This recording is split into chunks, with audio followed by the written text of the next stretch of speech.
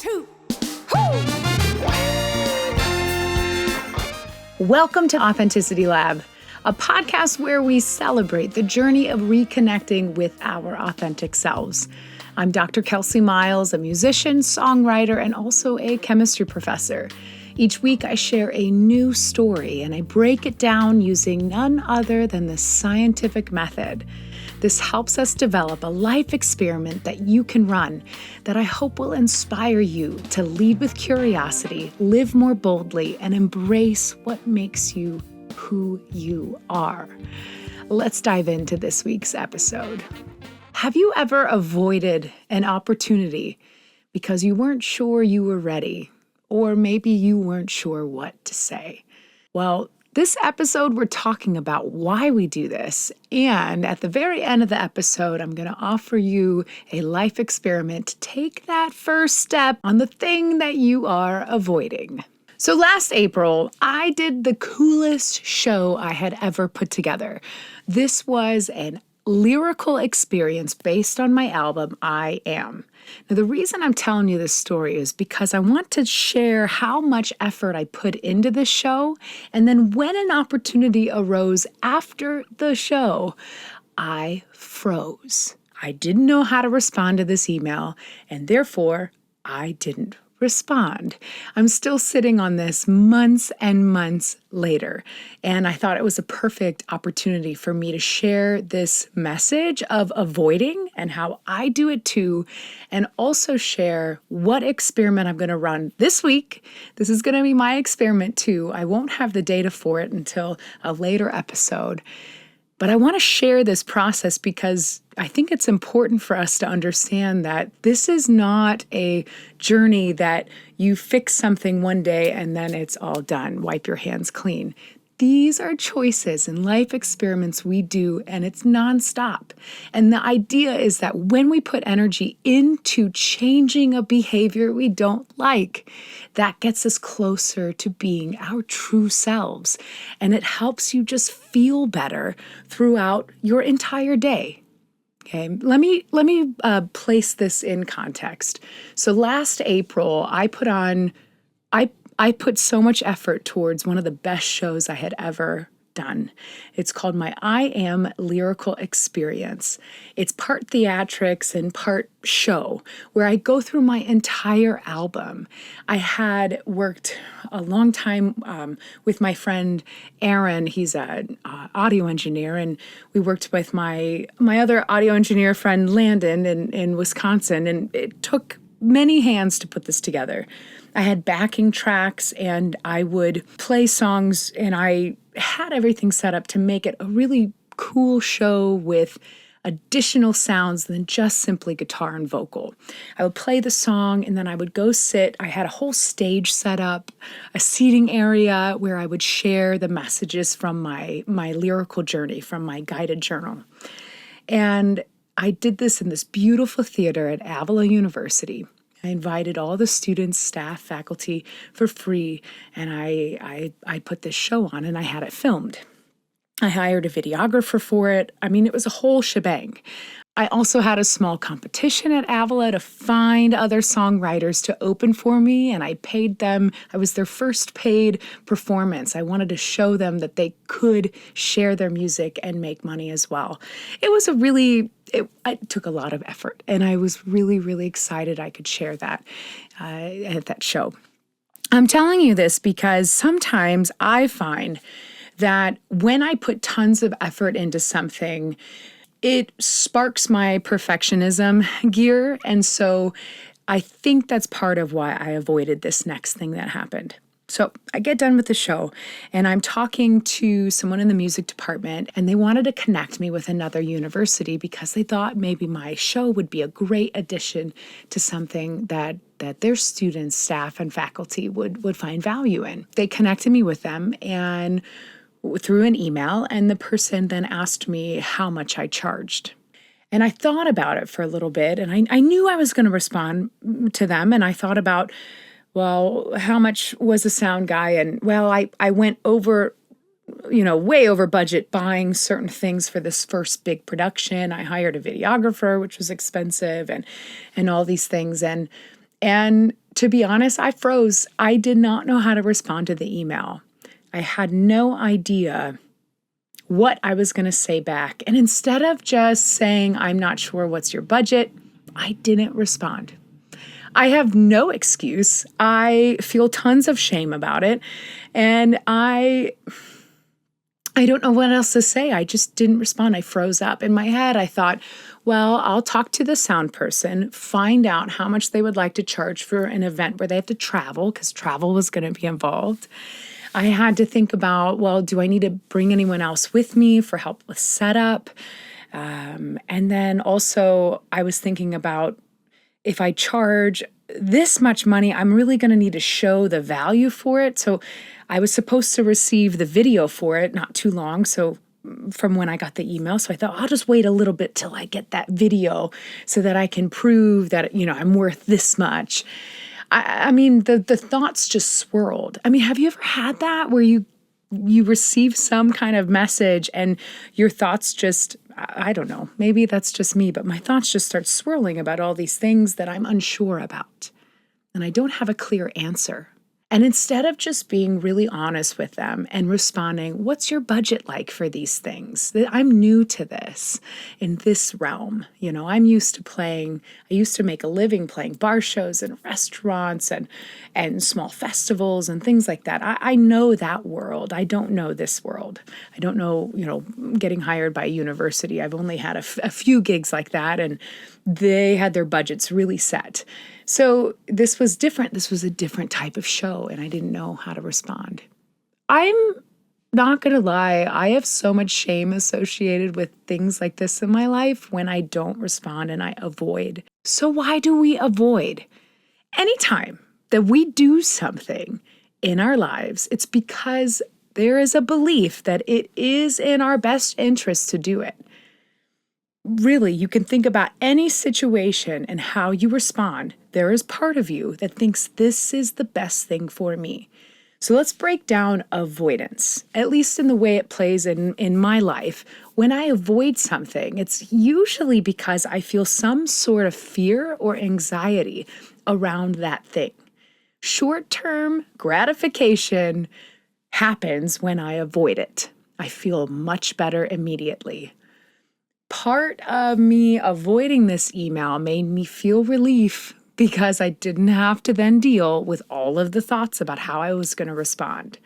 I didn't have to deal with the fear of being rejected with what I responded with. I know all those things are true.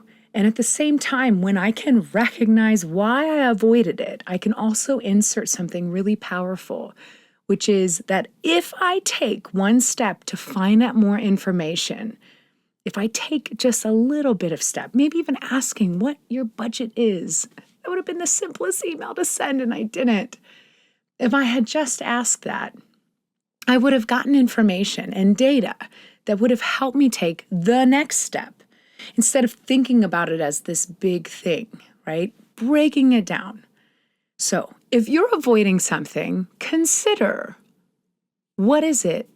What is it that's making this feel good right now? Is it fear? Is it anxiety around how you don't know all the things? This is going to help us when we get to the end of the episode and we talk about your life experiment. Let's break this story down using the scientific method. The first step is to ask a question. And months have passed since I've received this email, and I still have some shame around it. I feel so bad I didn't respond. And my question right now is, can I take action and overcome the self-doubt, overcome that anxiety that I've spent this long not responding? Can I take an action? And will it help me overcome that feeling of anxiety or fear or shame that I'm having around this? And my hypothesis, which is step number 2, is that me emailing this person would be such a simple action. I could apologize for the delay. I could email and then ask to have a conversation with them. And I think that any of those ideas, any of those reach outs that I could do would make me feel a bazillion times better. Even if this person doesn't respond because it's been so long, I know, I really, really think that I will feel better. And so the next step of the scientific method is to run an experiment. And that's where I'm at in this life experiment right now. This week, I'm telling you, so that way I will do it. This week, I'm going to email them back. I'm going to apologize for the delay. And I'm going to ask if they have time to jump on a phone call because I've been working on this experience and I've also just want to find out what their needs are at their university and see if we have some overlap. Because not only do I have that show, but I also have a workshop that I can do on celebration. And I think that it would be a great way to enter a conversation. So that's my experiment I'm going to do this week. I'm going to send the email. I'm going to do the thing. So we are now at the part of our episode where I invite you to do a life experiment. And you know that this is not going to be easy, but we're going to be doing it together. I want you to ask yourself this: what is something I am avoiding? I guarantee you have something in your life you're avoiding right now. Maybe it's an email you received, it's a task that you haven't done, a conversation you haven't had. And I want you to think about why you haven't had it. Is it because you don't have enough info? Do you not feel like you are good enough to do the thing? Have you had an opportunity come up and you kind of avoided it for a little bit? Think about something that you are avoiding in your life. For me, this story has a lot to do with this idea of imposter syndrome. The show was so new for me. I was really excited for the next opportunity. And I had a little gremlin, as we like to call them on this podcast, that was like, who are you? Who are you to be doing this? I know that sounds weird because this is what I'm all about, but I want to share this with you because living authentically in your life, it's not something that you do once and now it's solved forever. These are everyday decisions that we have to push ourselves to do. Maybe there's people out there who don't. Maybe they just have locked in and they have all the confidence in the world.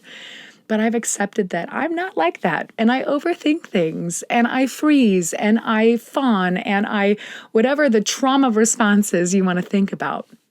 What I want to do in this podcast is to really help us develop skills to take the next step so we don't get caught, so we don't cut ourselves off from who we can actually be. And every time in my life that I've taken the next step, no matter how scary it is, I've always learned something about myself and I've always grown. And what I've also found is when I choose not to take the next step, I swear the universe does this every time. It will smack me in the face with something that is slightly different, but of the same challenge. So if you decide to keep avoiding the thing, I guarantee you something's going to come up that you will have to face it at some point in time. So why not? We just do it consciously. And that's what we're all about. So this week's life experiment, you're going to find something you're avoiding, and I want you to think about how it would feel if you didn't avoid it. That's your hypothesis. You're going to set up your experiment. For me, it's an email. I'm going to send a simple email. That's what I'm going to do. For you, it might look differently. It might look like an email, a letter, a conversation. It could also just be you journaling about it. Even just uncovering why you avoided something is momentum. It is momentum. I'm going to play you just a little bit of a clip of my song. This is Save My Soul, and this is chapter 9 in my I Am lyrical journey. If you don't have your guided journal, you can get that at kelseymiles.com/100days, or just message me and I'll send you the link. Save My Soul. I want to read a few of these lyrics to it. This is in the pre-chorus of my song. I'm a stranger to myself. Wouldn't recognize anyone else. You see, even in moments when we don't feel like we know what to do and the things around us feel strange and we kind of feel strange sitting in it. For example, I was avoiding that email because a little bit of me didn't feel, question whether or not I was good enough to ask for the price that I really needed to do that show. to be really honest. I really hadn't put words to it until this podcast. Dang, this podcast. It forces me to really open up. I hadn't really thought about it like that. I think that's part of why I paused. I knew how much it would cost for me to really put on that show and do the job that I really want to share my music. And I wasn't so sure I was worth that price. Isn't that interesting? Gosh, save my soul. I'm a stranger to myself, wouldn't recognize anyone else. The idea is that no matter how much you feel like you are not worth something or not good enough for, or don't feel like you fully fit, that's why I was avoiding that situation. And at the same time, I knew that that's exactly who I was. This imposter syndrome idea, or times in which we avoid something, our authentic self is still right there. And in a way, it's supporting us even when we aren't supporting us. That challenge that you have, that thing you're avoiding, is an opportunity for you to get closer to your real self. I had to send this email. Here's a clip from my song, Save My Soul. Hey. I'm a stranger to myself.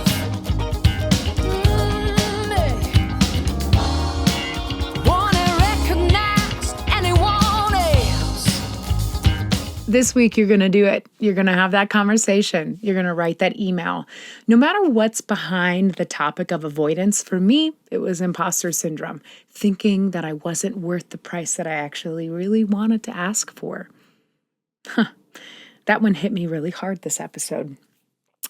Whatever the reason is behind that avoidance, part of you really thinks this is a good thing for you to avoid. You're most likely feeling better in the short term, but like me, months have passed since I haven't emailed them back, and shame has been a nice little gremlin sitting around me, hanging around. So it's in my best interest to just send the email back. Take the small action. Take that small step. Do the life experiment. Collect the data. We're going to analyze it, draw a conclusion. Either way, you're going to learn something, and you won't be waiting around for the universe to smack you in the head with another challenge. Just go ahead and take care of it yourself. All right, so this week, I want you to think about what you're avoiding, and I want you to think about an experiment that can help you start to create momentum so you're not avoiding it anymore. I think that you'll find this will bring you some peace. I'm sure it will bring me lots of peace when I do this. If you enjoyed this episode, it would mean the world to me if you would share it with someone else that you think might find value in being pushed to do these life experiments. We are not alone in doing this. That I am sure of. And I guarantee you know some people who are avoiding things. So maybe this is the perfect episode to send them. Also, you can join my community at kelseymiles.com/thelab. I am currently working on a newsletter. So if you get your email into that group, I'm going to be sending everyone a newsletter soon, within probably the next month. And this newsletter will be something where you could email me back directly and share what's going on in your life experiment so that I can start to collect these stories so we really can see firsthand we aren't alone in doing it. And some of you might have results that could really help someone else. So join there at kelseymiles.com/thelab, THELAB. And don't forget to share this with a friend who you think might find value in it too.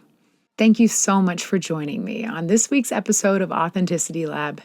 Next week, I'll have a new story and a new life experiment that will help you live more boldly, lead with curiosity, and help you keep being your most amazing authentic self.